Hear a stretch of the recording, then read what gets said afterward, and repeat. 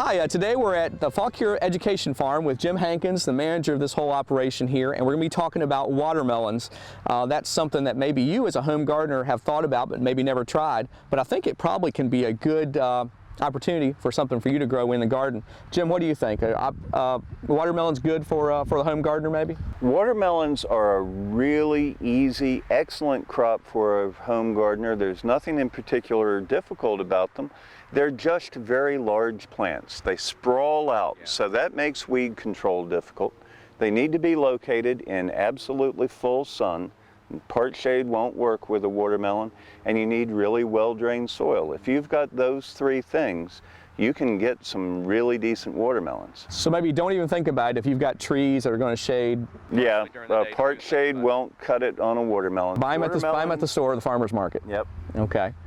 I've noticed behind us, I can see these plants are just getting huge and they grow. You've got to have a fair amount of space for these, like you said. Yep. So you want to make sure that you give them adequate space when you plant them, because they're going to get big, and if they cover each other, that can be an issue. Yep.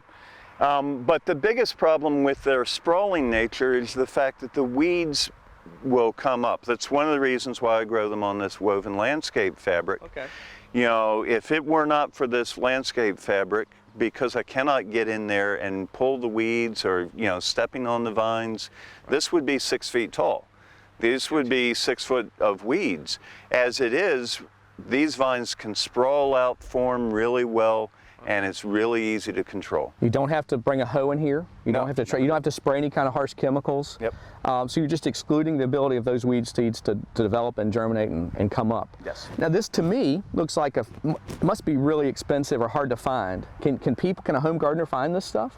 This is the key to home gardener success as far as I'm concerned. The woven landscape fabric, it's woven so that rainwater can go through it.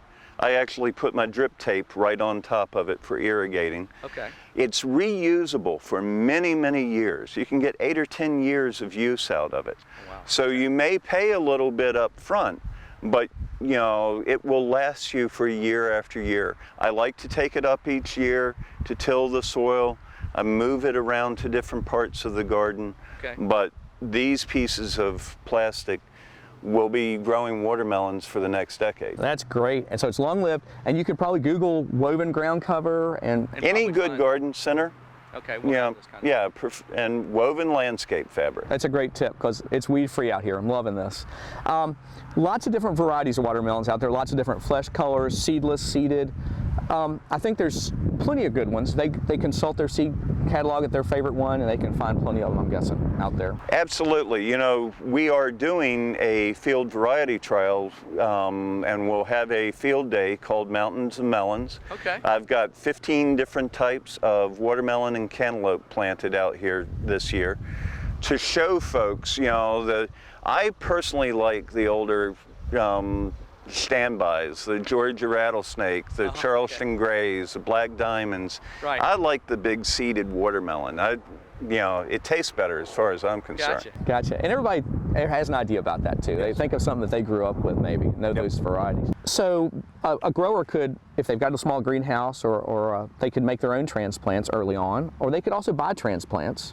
It's going to be a little more expensive than seed, but in the end, it could help them, I suppose. You know, one of the great things about watermelons is it's a nice big seed. It's a really good thing to do with kids. Okay. So starting them in an egg carton to transplant in, you know, you can do it at home really easily, as long as you know that it isn't going to stay in that egg carton. It's going to turn into a big sprawling plant. Well, this has been great. Thank you so much for letting us come out here today and see the farm and talking to us about watermelons. And for more information about watermelon production, please contact your local county extension office and maybe talk to your master gardener. From the Ground Up, I'm Chris Mullins, and we'll see you next time. From the Ground Up is presented with the generous advice and assistance of Virginia Cooperative Extension. Visit their website at ext.vt.edu.